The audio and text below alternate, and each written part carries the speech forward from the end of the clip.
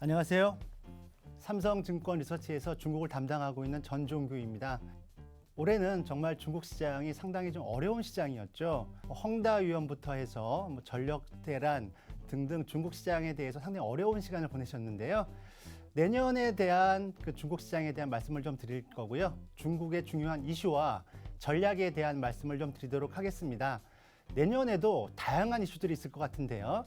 무엇보다도 내년은 중국의 가을에 최고 지도부가 교체가 되면서 여러 가지 변화에 대해서 관심을 가지셔야 될 것 같습니다. 세 가지 변화에 대해서 말씀을 좀 드리고 싶은데요. 무엇보다도 정치 구도의 변화가 있을 것이고요. 그리고 정책의 변화가 정치의 변화에 따라서 나타나게 될 것이고, 또한 패러다임의 변화가 이루어지면서 투자 아이디어가 응축되는 그런 시간이 나타날 것이라고 저희들은 그렇게 보고 있습니다. 자, 그러면 내년도의 정치 구도가 어떻게 바뀔까요? 물론 저희들은 정치 구도가 어떻게 바뀔지 정확하게 알 수는 없습니다. 워낙에 내부적인 일이기 때문에 밝혀지지는 않고 있기 때문인데요. 적어도 정책적으로 봤을 때는 세 가지의 중요한 변화가 있을 것이라고 저희들은 그렇게 보고 있습니다. 첫 번째는요. 시진핑 주석이 세 번째 연임을 하면서 무엇보다도 시진핑 주석이 원하고 있는 국가 정책의 전환, 국가 통치 전략의 전환이 있을 것이라고 보고 있는데요. 바로 그것이 공동 부유라고 하는 것과 친환경 패러다임의 변화라는 것이 커다란 변화라고 볼 수가 있을 것 같습니다. 개혁 개방 이후에 40년 동안 중국이 그동안 유지해왔던 모든 경제 정책을 바꾸는 것인데요. 성장에서 분배로, 환경 파괴에서 친환경으로 바뀌는 그러한 패러다임의 변화에 대해서 중국 정부가 많은 비용과 많은 정책들을 쏟아낼 것이라고 저희들은 그렇게 보고 있습니다. 두 번째는요, 공청당의 역할인데요. 공청당은 리커창 총리가 주도하고 있는 그쪽의 계파인데 내년도에 어떻게든 간에 후계자를 진입시키기 위해서 노력을 많이 할 것 같습니다. 후계자가 들어온다고 하는 것은 무엇이냐면 공청당의 역할이 있다는 것인데요. 공청당의 역할은 시장의 친화적인 비둘기파의 역할입니다. 시진핑 주석이 굉장히 분배와 좌파적인 정책들을 쏟아낼 때 공청당은 시장에 대한 개방주의자이기 때문에 어떻게 보면 시장에 완화되는 시그널을 줄 수 있는 또 하나의 요점을 가지고 있다라고 볼 수가 있고요. 세 번째는 무엇보다도 내년도에는 중국의 지도부가 교체가 되는 중요한 해이기 때문에 경제적으로나 금융시장으로나 파괴적인 위험이 오면 안 된다라는 관점에서 부양 정책의 강도가 조금은 올라갈 것이다라고 저희들은 그렇게 보고 있습니다. 자, 그러면 내년도의 정책에서 봤을 때 두 가지가 중요한데요. 부양 정책과 규제에 대한 이야기입니다. 언제나 저희들이 관심을 갖고 있는 부분이긴 하죠. 중국은 내년도에 부양을 하게 될 것인데요. 부양은 크게 보면 8가지 카드를 중국이 가지고 있습니다. 8가지 수단을 가지고 있는데 그중에 한 5가지는 사용할 것이라고 저희들은 그렇게 보고 있습니다. 첫 번째는 신용 공급을 확대할 것이고요. 인민은행에서 유동성을 공부를 많이 한다는 것이겠죠. 두 번째는 지준율에 대한 인하, 자주 듣던 그런 스토리죠. 한두 번 정도는 충분히 할 수 있을 것 같고요. 그리고 세 번째는 재정 적자를 조금 더 쓴다라는 그런 관점. 네 번째는 인프라 투자를 확대한다. 굉장히 많이 들으셨겠습니다만 신형 인프라 쪽으로 많은 투자가 좀 있을 것이라고 보고 있고요. 마지막으로는 지금 주택 경기가 안 좋기 때문에 주택 경기에 대한 규제를 완화하는 그러한 5가지 카드가 나올 것이라고 저희들은 보고 있는데 이 정도면 시장에 대해서는 크게 어떻게 보면 흥분할 만한 일은 아닙니다. 주로 많이 봐왔던 그런 스토리이기 때문인데요. 그러나 세 가지 남아있는 비단 주머니가 있습니다.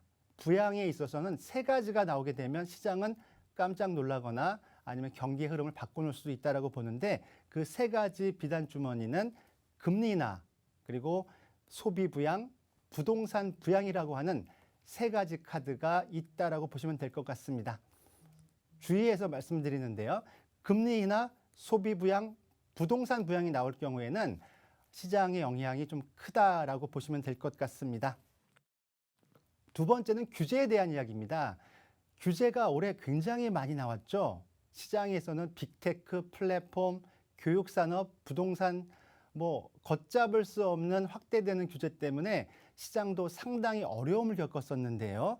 내년도에는 규제 정책은 조금 완화가 될 것이다라고 저희들은 기대하고 있습니다. 근데 그 기대라고 하는 것은 신경제에 대한 거예요. 플랫폼과 빅테크에 대한 규제는 조금은 완화될 것이라고 보고 있습니다. 왜냐하면 이것은 민생보다는 새로운 룰을 세팅하는 거에 방점을 찍고 있기 때문에 반독점 그리고 개인정보에 대한 플랫폼의 독점에 대한 독과점에 대한 것을 회수하는 과정에 나타났던 것이고 이미 국가 반독점국이 설립이 됐기 때문에 올해요. 내년부터는 이제 관리 모드로 갈 것이다라는 관점에서 저희들은 이제 규제의 큰 신경제에 대한 규제는 이제 정점을 통과하고 있다. 이렇게 바라보고 있고요. 다만 문제가 있다면 이제 구경제에 대한 건데요. 구경제에 대한 것은 민생에 대한 거기 때문에 공동부유를 위해서 상당히 기초산업에 대해서는 규제가 계속 올라갈 수밖에 없다라는 것은 염두에 반드시 두셔야 될 것 같습니다.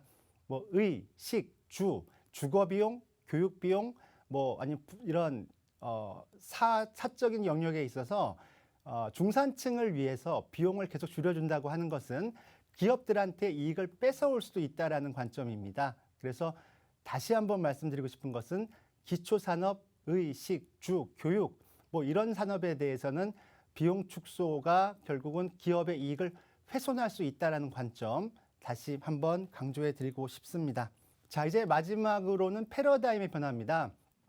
이제 패러다임 변화의 시간이 왔는데요. 지금까지의 변화는 내년도에 있을 가을에 있을 최고 지도부 교체를 위한 시작에 불과합니다. 그러니까 공동부유와 친환경 패러다임에 대해서 다시 한번 강조를 해드릴 수밖에 없는데요.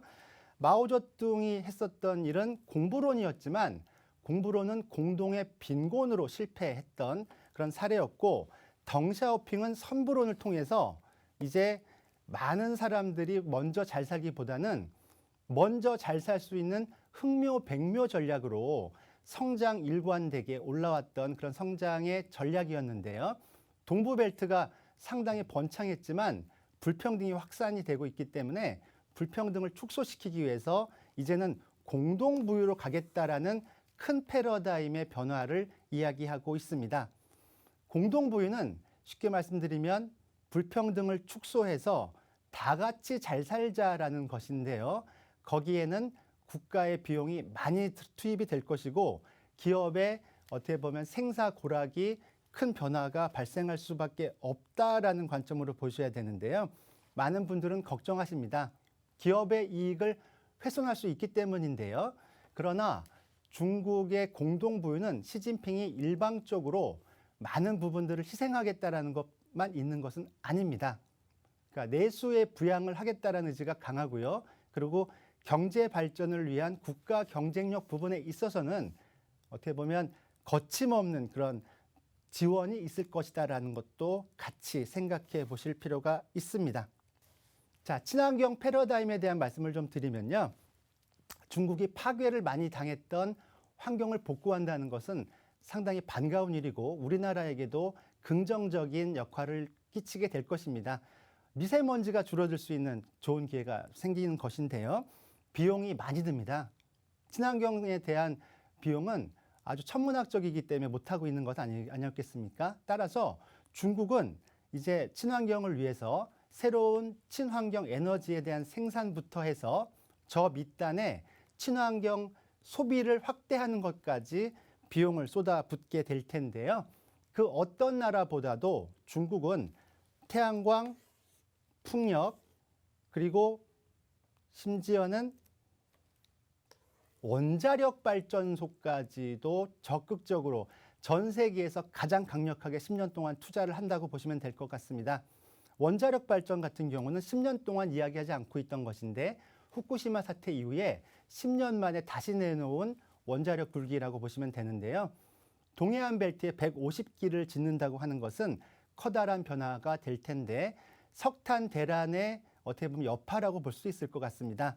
석탄 화력 발전소가 이제 50% 밑으로 떨어지게 만들려면은 원자력이 가장 비용이 저렴하고요. 동해안 벨트에 150기를 짓게 된다면 동해안 쪽에 있는 전력에 대한 대란이 이제 점차 완화가 될 수 있다는 기대를 하는 것인데 중국의 원자력 굴기도 관심 있게 지켜보셔야 될 것 같습니다. 자, 그러면 이제 내년도 중국 시장에 대한 전략을 간단히 말씀드리도록 하겠습니다. 4가지 키코를 말씀드리고 싶은데요. 일단 투자 전략은 중립이고요. 위험 요인은 상반기에는 코로나와 헝다 리스크, 그리고 하반기에는 미중 분쟁을 들 수 있을 것 같습니다. 3번째로는 기회 요인은 정책에 대한 리스크가 완화될 것이다라는 것 말씀드리고 싶고요. 제일 중요한 포트폴리오 전략은 철저한 액티브한 접근, 공동부유 포트폴리오를 추천드리고 싶습니다. 자, 그러면 전략의 말씀을 좀 다시 간단히 말씀드린다면 저희들은 사실 중국 시장에 대해서는 올해 하반기에 상당히 좀 비관적으로 조심스럽게 말씀을 좀 드려왔습니다. 언더웨이트를 말씀을 좀 드렸었는데요. 중국의 경기가 안 좋았고요. 그리고 정책적 리스크가 너무 컸기 때문에 언더웨이트를 말씀드렸습니다만 내년도는 중립으로 출발을 합니다. 이유는 경기보다는 정책에 대한 리스크가 좀 완화될 거라는 기대감 때문인데요. 상반기에는 여러 가지 일들이 벌어질 수 있을 것 같습니다. 중국의 경기 둔화에 대응하는 부양 정책의 강도를 보시면서 하반기로 넘어가시는 것이 좋을 것 같은데요. 자, 내년도도 위험 요인에 대해서는 반드시 짚고 넘어가셔야 될 것 같습니다. 2가지 위험 요인을 저희들은 걱정을 하고 있는데요. 첫 번째는 위드 코로나에 대한 리스크입니다. 중국은 코로나 백신 접종률이 상당히 높은 나라입니다. 80%까지 백신 접종이 돼 있고 아마 90%까지 올라갈 것이라고는 보고 있는데요. 아직까지 코로나 백신에 대한 검증이 되지 않은 것이 문제입니다.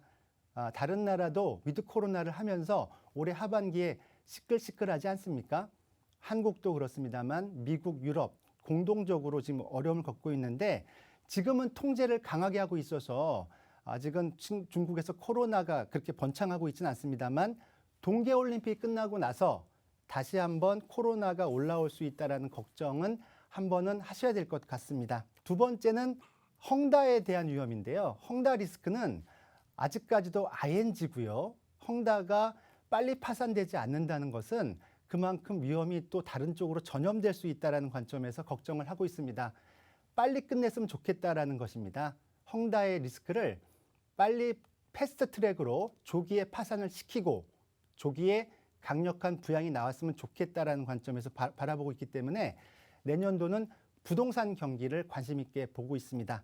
따라서 만일 위드 코로나 때 코로나가 확산되거나 부동산의 경기가 더 떨어지게 된다면 앞에서 말씀드렸던 대로 중국은 더욱더 적극적인 부양, 3가지 카드 말씀드렸죠. 금리 인하, 그리고 소비 부양, 부동산 부양까지 가는 부양 패키지가 나올 수 있다는 거 말씀을 좀 드리고 싶습니다. 자, 그러면 기회 요인 말씀드리는 건 똑같은 말씀을 다시 드리는 건데요.